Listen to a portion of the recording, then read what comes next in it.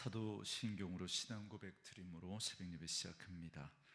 전능하사 천지를 만드신 하나님 아버지를 내가 믿사오며 그 외아들 우리 주 예수 그리스도를 믿사오니 이는 성령으로 잉태하사 동정녀 마리아에게 나시고 본디오 빌라도에게 고난을 받으사 십자가에 못 박혀 죽으시고 장사한 지 사흘 만에 죽은 자 가운데서 다시 살아나시며 하늘에 오르사 전능하신 하나님 우편에 앉아 계시다가 저리로서 산자와 죽은 자를 심판하러 오시리라. 성령을 믿사오며 거룩한 공회와 성도가 서로 교통하는 것과 죄를 사하여 주시는 것과 몸이 다시 사는 것과 영원히 사는 것을 믿사옵나이다. 아멘. 이 아침에 우리에게 주시는 하나님의 말씀은 창세기 25장 1절에서 18절 말씀까지, 창세기 25장 1절로 18절 말씀까지 말씀 찾으셨으면 한 목소리로 같이 읽습니다. 아브라함이 후처를 맞이하였으니 그의 이름은 그두라라. 그가 시므란과 욕산과 무단과 미디안과 이스박과 수아를 낳고 욕산은 스바와 드단을 낳았으며 드단의 자손은 아수르 족속과 루두시 족속과 루음미 족속이며 미디안의 아들은 에바와 에벨과 한옥과 아비다와 엘다아이니 다 그두라의 자손이더라.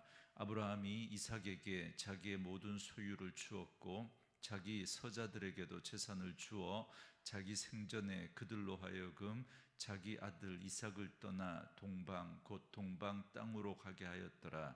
아브라함의 향년이 175세라. 그의 나이가 높고 늙어서 기운이 다하여 죽어 자기 열조에게로 돌아가매 그의 아들들인 이삭과 이스마엘이 그를 만물의 앞 헷족속 수할의 아들 에브론의 밭에 있는 막벨라 굴에 장사하였으니 이것은 아브라함이 헷족속에게서 산 밭이라. 아브라함과 그의 아내 사라가 거기 장사드니라. 아브라함이 죽은 후에 하나님이 그의 아들 이삭에게 복을 주셨고 이삭은 부엘라 헤로이 근처에 거주하였더라. 사라의 여종 애굽인 하갈이 아브라함에게 낳은 아들 이스마엘의 족보는 이러하고 이스마엘의 아들들의 이름은 그 이름과 그 세대대로 이와 같으니라. 이스마엘의 장자는 느바요시요 그 다음은 게달과 압부엘과 밉삼과 미스마와 투마와 마사와 하닷과 데마와 여둘과 나비스와 게드마니 이들은 이스마엘의 아들들이요 그 촌과 푸락대로 된 이름이며 그 족속대로 12 지도자들이었더라. 이스마엘은 향년이 137세의 기운이 다하여 죽어 자기 백성에게로 돌아갔고 그 자손들은 하윌라에서부터 아수르로 통하는 애굽 앞 술까지 이르러 그의 모든 형제의 맞은편에 거주하였더라. 아멘. 네, 오늘은 함께 읽으신 창세기 25장 1절에서 18절 말씀을 중심으로 죽어도 끝나지 않은 복이라는 제목의 말씀으로 잠시 은혜를 나누겠습니다. 오늘 본문은 창세기 12장에서부터 시작된 아브라함의 믿음의 긴 여정의 마침표를 찍는 장면입니다. 75세의 나이에 갈 바를 알지 못하고 고향을 떠났던 그가 이제 100년이라는 나그네 세월을 지나 향년 175세로 인생의 막을 내립니다. 우리는 오늘 본문을 통해서 아브라함이 자신의 죽음 앞에서 삶을 어떻게 거룩하게 정리했는지, 그리고 한 위대한 신앙인의 죽음 너머로 하나님의 역사가 어떻게 중단 없이 이어지는지를 볼 수 있습니다. 먼저 1절부터 4절을 보면 아브라함이 그 노년에 그두라라는 여인을 후처로 맞이하는 장면이 나옵니다. 짙은 향기라는 뜻을 가진 그두라를 통해서 아브라함은 6명의 아들을 낳고 그들을 통해 수많은 손자들을 봅니다.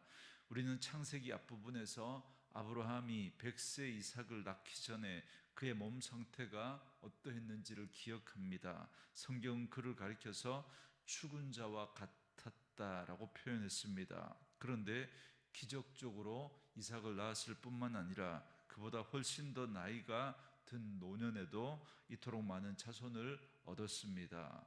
어떻게 이런 일이 가능할 수 있을까라는 생각이 듭니다. 아브라함의 능력이 어떻게 회춘해서 그렇게 되었다, 그렇게 보시는 게 아니라 일찍이 하나님께서 네 자손이 땅의 티끌 같고 하늘의 별처럼 많게 하겠다라고 하신 약속을 하나님 편에서 친히 이루어 주셨기 때문입니다. 하나님은 아브라함의 이름을 여러 민족의 아버지라고 바꾸어 주셨고 전능하신 능력으로 그 이름에 걸맞는 삶을 완성해 주셨습니다. 또한 12절 이하에 기록된 하갈의 아들 이스마엘의 족보를 소개합니다. 이스마엘은 아브라함이 육신의 생각으로 낳은 서자였습니다. 그러나 결국 광야로 쫓겨났지만 하나님은 그에게도 은혜를 베푸셨습니다. 그곳에서 12 지도자가 나오게 하시고 그도 큰 민족을 이루게 하셨습니다. 이는 우리에게 매우 중요한 사실을 알려줍니다. 하나님은 선택받은 이삭만을 챙기시는 편협한 분이 아니라 언약 밖에 있는 자들의 삶도 개입하시고 복을 베푸시는 온 세상의 주관자이십니다. 성경은 단지 선택받은 자들만의 역사를 자랑하는 책이 아닙니다. 하나님은 이스마엘처럼 메마른 광야로 쫓겨난 이들의 눈물도 외면치 않으십니다. 우리 역시 우리만의 편협함에 갇힌 선민의식을 버리고 세상에 소외된 자들을 외면하지 않는, 그래서 하나님의 사랑으로 그들을 품을 수 있는 저희들이 될 수 있어야 합니다. 그래서 죽음을 앞둔 아브라함은 이삭뿐만 아니라 다른 자녀들에게도 재산을 분배하며 인생을 정리합니다. 5절과 6절에 보시면 아브라함이 이삭에게 자기의 모든 소유를 주었고 자기 서자들에게도 재산을 주어 자기 생전에 그들로 하여금 자기 아들 이삭을 떠나 동방 곧 동쪽 땅으로 가게 하였더라, 이렇게 말합니다. 이 상속과 분배의 과정에는 아주 특별하고 거룩한 결단이 숨어 있습니다.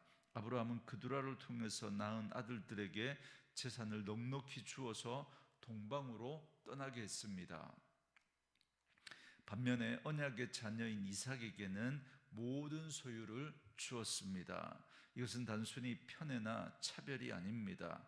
훗날 일어날 수 있는 재산 분배의 그 분쟁을 막기 위해서 그렇게 한 것도 있지만 가장 중요한 이유는 하나님의 언약이 오직 이삭을 통해서 온전히 흘러가도록 거룩한 질서를 세운 것입니다.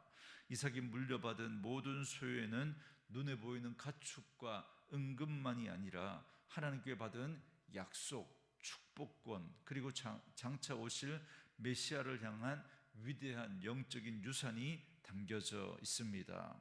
이 땅을 살아가는 우리도 언젠가 숨을 거두고 열조에게로 돌아갈 날이 오게 될 것입니다. 그때 사랑하는 자녀들에게 우리는 무엇을 남기겠습니까? 형제간에 다툼거리가 될 수도 있는 그런 재물만 남기는 그런 우리들은 아닙니까? 죽음 이후에도 자녀들의 삶을 든든하게 지탱해 줄 수 있는 하나님의 복과 예배의 자리를 물려줄 수 있는 저와 여러분이 되어야 할 것입니다. 여러분, 우리는 아무리 세상 사람들이 번성하고 잘 되는 그런 모습들을 우리가 보고 부러워할 수 있겠지만, 그러나 그 모든 것과 비교할 수 없는 우리가 하나님의 자녀라고 하는 이 놀라운 권세를 가장 소중한 유산으로 물려줄 수 있는 믿음의 부모들이 되어야 할 것입니다. 이제 아브라함이 나이가 높고 늙어 기운이 다하여 죽어 자기 열조에게로 돌아갑니다. 7절과 8절에 아브라함의 향년이 175세라 그의 나이가 높고 없고 늙어서 기운이 다하여 죽어 자기 열조에게로 돌아가매 그럽니다. 이 말씀은 하나님께서 일찍이 창세기 15장에서 너는 장수하다가 평안히 조상에게로 돌아가 장사될 것이요 라고 하신 이 약속이 그대로 성취된 겁니다. 여기서 열조에게로 돌아갔다라는 표현은 단순히 흙으로 돌아갔다라는 뜻이 아닙니다. 하나님께 인정받은 믿음의 조상으로서 영적인 세계로 들어가 완성된 구원의 축복을 누리게 되었다라는 말입니다. 이는 예수 그리스도를 믿는 우리 역시도 믿음의 조상 아브라함처럼 죽음으로 멸망하는 존재가 아니라 영원한 본향을 향해서 새롭게 시작하는 존재임을 말씀해 주는 것입니다. 특히 9절을 보면 가슴 뭉클한 장례식 장면이 나옵니다. 한때 가정의 갈등 속에서 헤어져야만 했던 이삭과 이스마엘이 아버지 아브라함의 무덤인 막벨라 굴 앞에서 다시 만납니다. 비록 그들이 걸어간 길은 달랐지만 아버지의 죽음 앞에서 그들은 아버지가 섬겼던 여호와 하나님이라고 하는 공통의 기억 아래 하나가 되었습니다. 아브라함이 평생에 걸쳐 보여준 그 신앙의 무게가 두 아들을 화해의 자리로 이끈 것입니다. 오늘날 그 중동에 계속되어지는 전쟁과 아픔의 역사 가운데 정말 이 문제를 해결할 수 있는 그런 유일한 길도 결국은 예수 그리스도를 통한 그런 믿음의 길밖에 없다라는 사실을 우리가 다시 한번 기억하고 중동 땅의 아픔을 위해서 기도할 수 있었으면 좋겠습니다. 이제 아브라함이라는 거대한 믿음의 고목이 쓰러졌습니다. 아브라함의 죽음으로 과연 하나님의 역사가 계속될 것인가 라고 하는 의구심이 사람들에게 생겼을 겁니다. 어쩌면 사람들은 이제 아브라함에게 나타나셔서 역사하셨던 하나님의 역사는 더 이상 없는 것은 아닌가 그렇게 생각했을지도 모르겠습니다. 그래서 아브라함이 죽은 후에 나타난 염려와 두려움을 종식시키는 사건이 나타났습니다. 11절에 보시면 아브라함이 죽은 후에 하나님이 그의 아들 이삭에게 복을 주셨고 이삭은 부엘라 헤로이 근처에 거주하였더라 그럽니다. 모든 인간은 자기 사명이 끝나면 무대에서 내려와야 합니다. 위대한 영적 거장 아브라함도 예외는 아니었습니다. 하지만 우리 하나님은 영원히 살아 계십니다. 살아계신 하나님은 당신의 뜻을 성취하기 위해서 한순간도 역사를 중단하지 않으십니다. 마치 이어달리기 경주에서 바통이 다음 사람에게 정확하게 넘겨지듯이 모세를 이어 여호수아가 이스라엘을 인도하였던 것처럼 하나님의 축복은 아브라함을 넘어 이삭에게로 온전히 전수되었습니다. 그러므로 오늘 우리가 아브라함의 죽음을 살펴보면서 결코 잊지 말아야 할 것이 있습니다. 우리는 지금 한 개인의 영웅담을 읽는 것이 아닙니다. 자격 없는 한 사람을 갈대아 우르에서 부르시고 100년의 세월 동안 다듬으시고 빚으셔서 마침내 언약을 성취하신 위대하고 신실한 하나님을 본 것입니다. 살다가 보면 우리를 두렵게 하는 상황들이 펼쳐질 수 있습니다. 든든한 버팀목 같았던 부모님이나 아니면 영적인 지도자가 떠날 때 내가 기대했던 상황이 무너지고 벼랑 끝에 선 것 같을 때 우리는 절망에 빠질 수 있습니다. 그러나 결코 두려워할 필요가 없습니다. 아브라함의 생애는 끝났지만 창세기의 역사는 끝나지 않았습니다. 모세가 죽은 후에도 여호수아를 세우신 하나님께서 아브라함이 죽은 후에도 이삭을 찾아가 복을 주신 그 살아계신 하나님이 오늘 저와 여러분의 삶에도 동일하게 함께하고 계시기 때문인 줄 믿습니다. 이 하나님의 역사는 중단 없이 오늘 우리에게 이루어지고 있습니다. 여러분 시편 37편 23절과 24절에 보면 여호와께서 사람의 걸음을 정하시고 그의 길을 기뻐하시나니 그는 넘어지나 아주 엎드러지지 아니함은 여호와께서 그의 손으로 붙드심이로다라고 말씀합니다. 하나님은 믿음으로 그분을 의지하는 우리를 붙들어 주십니다. 그래서 그분의 역사는 결코 중단됨이 없이 우리에게 이루어집니다.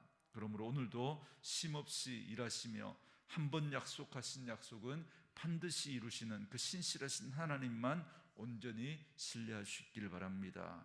아브라함처럼 우리의 눈을 영원한 본향에 그렇게 고정을 하고 어떤 상황 속에서도 흔들림 없이 믿음의 길을 걸어가시기 바랍니다. 그래서 우리의 삶뿐만 아니라 우리 자녀들 그리고 우리 다음 세대들에게 멈추지 않는 하나님의 은혜가 이어지는 그런 축복의 통로가 되시는 그런 저와 여러분 되어줄 수 있기를 주의 이름으로 축원합니다. 우리 주신 말씀 묵상하시면서 이 찬양 함께 들으시며 기도하는 시간 갖겠습니다.